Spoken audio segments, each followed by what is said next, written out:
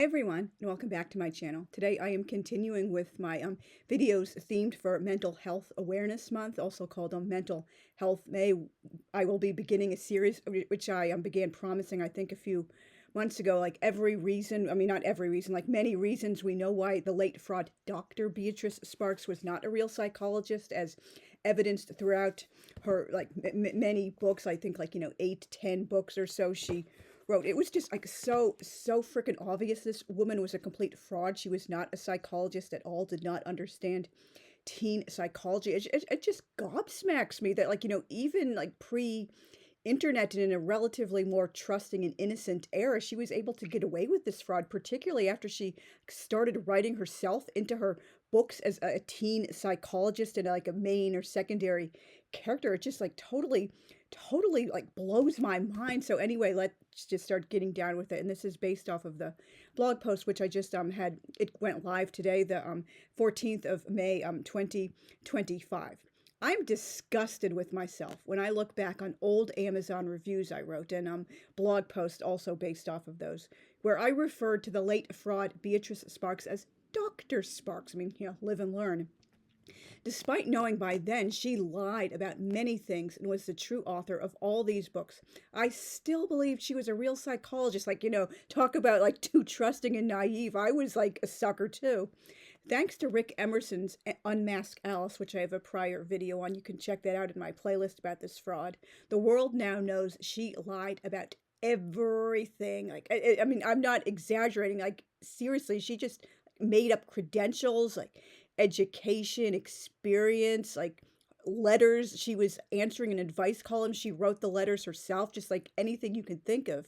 Since it's Mental Health Awareness Month, let's look at the many giveaways littered throughout her books, which prove she not only wasn't an adolescent psychologist, but knew jack about that field, to put it very, very lightly.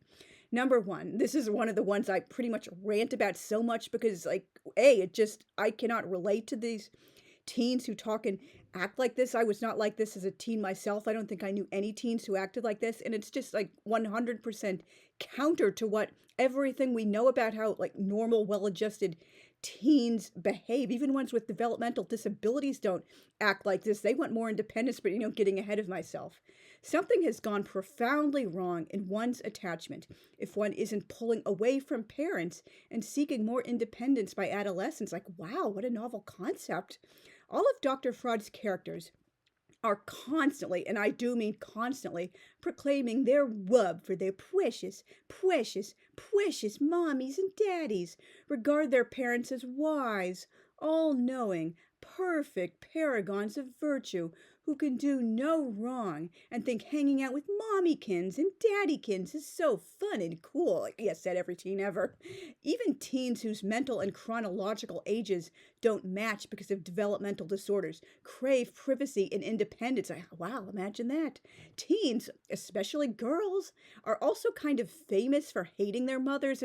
I am not exaggerating. Every single book of hers I have read, and I currently only have one more to get to, the Horrid Voices. I think it was published in 1978. It has a stock line or very close variations on it. I'm so glad my dear, sweet, precious mom is my dear, sweet, precious mom. And teenagers do not talk like that. It's just, I've ranted about this in so many other videos. And for example, there's in Go Ask Alice, she says something like, "Oh, dear diary, I have bathed your precious pages in tears at the thought of inevitably having to someday leave the home of my precious mammakins and dadakins and go live with my husband. But ever will I take you with me."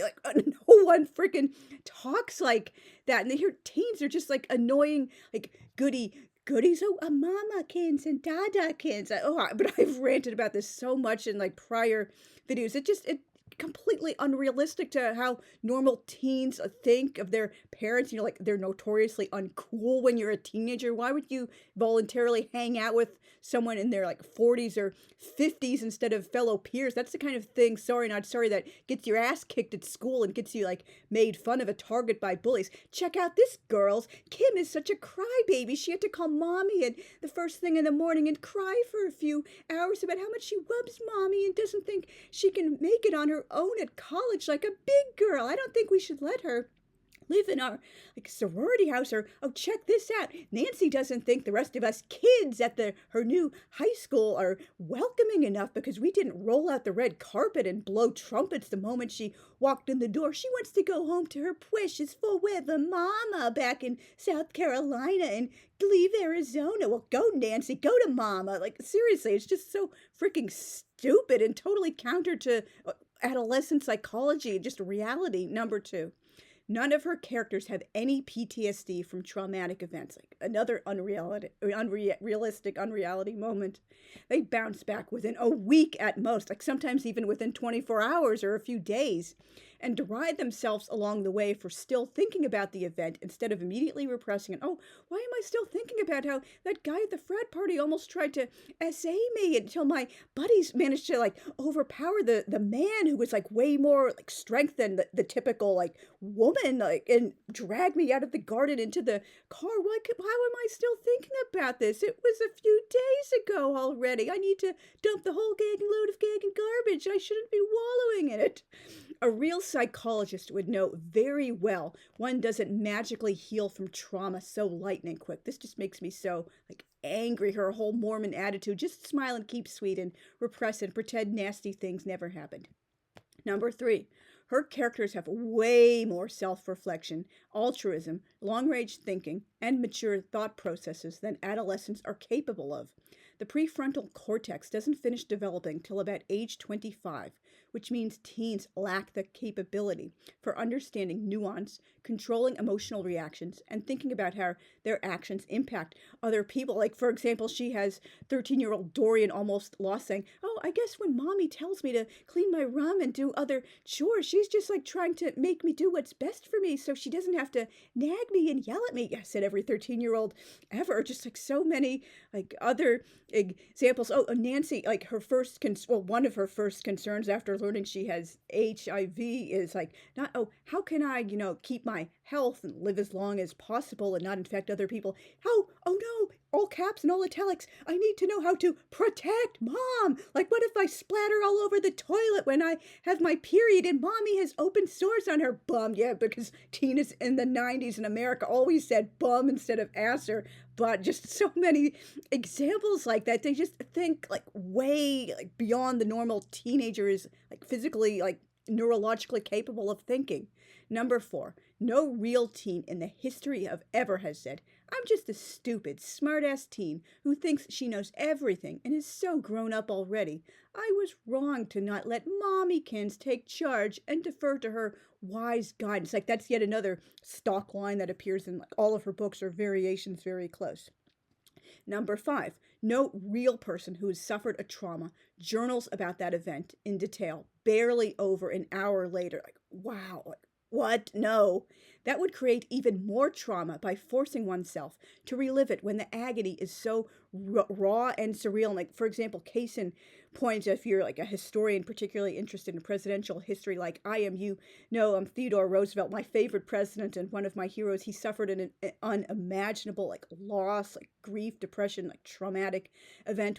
Both his wife and his mother like died on the same day, and his wife like died in like childbirth, giving like birth to their first and their only child together, his oldest child, Alice. And all he wrote was one line in his diary: the light has gone out of my life. Like, that's it. Like, no, oh, I'm going to tell you in all sorts of details, dearest diary, how I got the terrible news mama had died, and oh, this is what she died of, and it was long protracted, and this was my darling wifeykins died, and it was terrible, and these are all the details about when she was going through labor and everything the doctor told me, and it was, oh, I was prostrate with grief, and I had to like go out to the Dakotas to find myself because of all this terrible trauma. No, he just writes, the light has gone out of my life. That's it. Like, normal people, even if you like want to like record it maybe like at some point later when you're like thinking a little bit more clearly, it's not so raw. You're not going to like want to write about it in great detail when it actually happens. You're just like opening a wound. You just wanted to like get on with your life, not repressing it, of course, but just don't want to think about it more than you like have to. Then she just did not understand how trauma actually works. Number 6, she promotes the profoundly unhealthy point of view that trauma and bad memories should be repressed, constantly going on about dumping that whole gagging load of gagging garbage, yet another stock line in all of her books. Thinking about the past for any reason is wallowing. Number 7, a real psychologist would have a suicidal patient committed instead of merely encouraging him to think of trusted adults he can confide in or call a helpline if he has such thoughts again. Wow. Number 8, she says people can easily think themselves out of a mental health crisis and that suicidal thoughts and depression are their own fault. That is just the height of what the F, like irresponsibility, like a red flag showing she was not a psychologist at all, hadn't even studied psychology.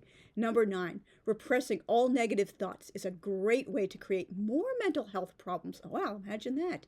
Not all negative thoughts are inherently wrong or bad. In fact, sometimes they can save us from dangerous situations. Teaching girls in particular to ignore their instincts is so irresponsible, like she's saying, oh, you should never hate anyone or feel negative thoughts, Dory and Dana. So, oh, even if you think that guy is kind of creepy and suspicious, just be nice to him. And he turns out to be an obsessed stalker who tries to abduct you and like essays you and just all sorts of weird, creepy stuff. But you should be nice to him and give him the benefit of the doubt. Think he's just a nice, suffering soul. Like, just be kind. I hate the be kind mantra. It does so much more harm than good, but that's a whole like rant for another video. Number 10, this is another shocker. Sitting under a bright light does not cure depression. Like, oh, the hell was greenlighting all of these manuscripts? Her editors were so derelict in their duty. Number 11, no hypnosis visualization can magically dump all trauma and bad memories. I did a whole read through of that ridiculous scene in Almost Lost in one of my prior videos about the book. It's just so freaking stupid. I'm obviously not gonna read through it all again, but she's like, oh, put all your bad memories on a white cloth and I'm spraying Lysol or whatever magical chemical around them and they're all disappearing, and she's having him imagine the colors they're turning and the colors they are when they're set on the sheet. It's just hilariously gobsmackingly, jaw-droppingly bad writing. Oh, that's dumped. It's all dumped. Oh, you forgot to dump the time you hit Mo. No, I don't want to. I don't think I'll ever forget that or forgive myself. Uh-oh, Sammy, you're not being a good enough Peter priesthood. You're not doing enough toxic positivity. Dump it all now. Dump. She had a fetish about that word, dump. Number 12. Rape survivors usually don't leap into relationships with someone new a month later. Wow. Let alone almost have sex with that new partner. That was the whole ridiculous scene when Nancy and Lou are having sex. We don't know exactly how far they went or what exactly they did because of course no details. That's not important at all, particularly for a teenager. Lou remembers he decided at 10 years old sex is evil 1 second before you're married, and we're going to start running down the streets in the middle of the night until we find a church and kneel by the altar and promise to save ourselves for holy wedlock. Yeah, that never happened. I hated Lou so much. For many assault survivors, just hearing a man's voice or being near a man, especially in the early aftermath, is extremely triggering. Again, she knew jack squat about trauma. Number 13, Nancy shows way more PTSD and suicidal thoughts from having AIDS than being raped. She bounces back from rape within days because Mommykins cuddles her, sings her a babyish nursery rhyme. I was cringing the whole time I read that. Tucks her into bed like a babykins and takes her on a beach holiday. That's not how you heal from trauma, Dr. You-know-what. Number 14, though divorce inevitably impacts children, it does not automatically ruin their lives. Dr. Fraud constantly depicts divorce as the worst sin ever, the cause of all social ills and personal failings. Divorce is what you make of it. Sometimes, unfortunately, marriages, they just don't work out for whatever reason. You find out you're better as friends and as a couple, or you are not compatible long term, or someone cheated or did something really awful that was unforgivable. You just couldn't work past, the trust was totally destroyed and you have to break up, but for the sake of the kids you put on a united front, say, oh, we still love you guys, you'll always be our kids, will always be your parents, you'll just have like maybe joint custody, or you'll live with like dad, like 6 months of the year, and me for the other 6 months, or you'll spend weekends with like mom, and the rest of the time with dad. Like I guess depending who has the more stable like income and like better living situation or whatever. Sometimes maybe they'll even live on like two sides of a duplex or in different apartments in the same building, so they can like have a more comfortable, stable home. But no, it does not mean you'll automatically start using drugs and having like bad relationship choices and like get pregnant at 14, and like all sorts of other things she attributes to like social ills she attributes to getting divorced. It just does not really happen like that. That's just such like a 1950s attitude. Just smile and keep sweet for the sake of the kids, even if there's like terrible things happening that kind of merit divorce. Number 15, deep-seated, long-running, profound family problems cannot magically be solved in all of 2 therapy sessions. It's just like ridiculous. Number 16, no responsible therapist rushes people through therapy in all of 13 sessions. Stupidity. Newsflash, Dr. Fraud. Serious problems can't be solved by brief therapy and being given tools to build one's cathedral, as she talks about it. Yeah, it's like good. You shouldn't aspire to be in therapy for years upon years, even if it's like not the money. It's just you want to like start healing at some level and get on with your life, not be so dependent on coming to therapy all the time. But like brief therapy, just rush them through and you can solve it all on your own. Again, she knew jack what about like real actual mental health and psychology.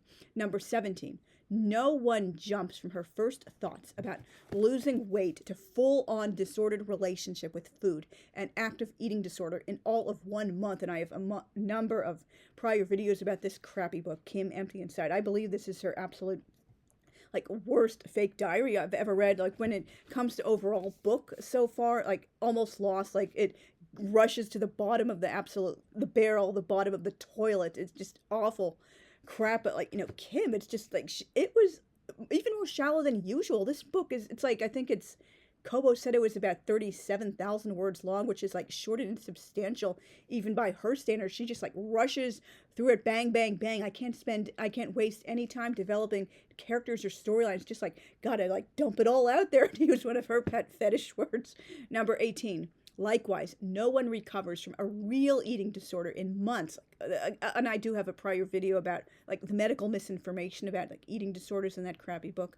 Was she inspired by the episode of Full Toilet, Sorry Not Sorry, where DJ doesn't eat for 3 days and is magically set straight after a heart-to-heart pep talk and hug with Daddykins? I just don't understand why like so many people like, around my age, I was born in 79, they suddenly are all like nostalgic and sentimental about Full Toilet instead of like realizing what a crap show it was. Like cringy, goody, the annoying Michelle. Like I hated that show. It's just awful. That's why I call it Full Toilet. It was just like really, really, really bad writing. I mean, I have like some, preteen nostalgia about like other shows that were around back then, but I don't pretend they were like the height of great like television. And there were also some shows I liked when I was younger, and I realized now, oh, that this was like crap. What did I ever see in this? And even like within nostalgia, you can recognize these shows were like always bad. I didn't like them back in the day, even then, or I liked them initially, but then they like jumped the shark after the first few seasons. But anyway, Full Toilet, you suck. Number 19, Dory shows no trauma from giving her baby for adoption as soon as she's born. Dr. Fraud really bought into the baby snatch era propaganda, like, oh, you messed up, Dory, but do the right thing. Give the baby to a nice, married, white and delightsome couple, and even better, they live 3,000 miles away, so you can never have to think about the baby or risk running into her again. Find a nice Peter priesthood who doesn't mind he's not going to be getting a factory-sealed virginal bride, and just like get on with your life. Pretend you never had a kid. You deserve to be slut-shamed and punished for making such a big mistake, and you won't suffer any trauma. That's what happens to bad girls who cross the point of no return. I hate her. Number 20, a real psychologist wouldn't use the R word, split personality, and schizo as pejoratives. Like, I'm totally gobsmacked. Why do so many otherwise intelligent, like supposed, like mature, grown-ass adults, why are they so like emotionally like invested in using the R word? That's their like go-to synonym for like stupid, foolish, ridiculous, illogical. Oh, I'm so happy we can say the R word again. Yay for insulting people with intellectual and developmental disabilities. Like, who cares about their feelings or the feelings of people who know and love them? R word for the win. Or, oh, why can't we say the R word? What else am I supposed to call someone who's stupid? Like, you can try using a word that doesn't insult people who have developmental disabilities, and by the way, isn't even used as a medical diagnosis anymore. Like, oh, I could do a whole rant about that. But, anyway, so that's like the first 20 on the list. I have like 2 more at the moment planned. Videos also based off of blog posts, like clues littered throughout all of her many garbage books, proving she was not a psychologist, didn't understand jack squat about psychology or teen development, like cognitive development, anything like that. So, look forward to those videos if you enjoy my videos about this like awful, like crappy, horrible fraud. And I have a whole playlist called, Beatrice Sparks was a vile fraud. The vile fraud is in all caps. And so again, thanks very much for watching. I will see you soon. Bye.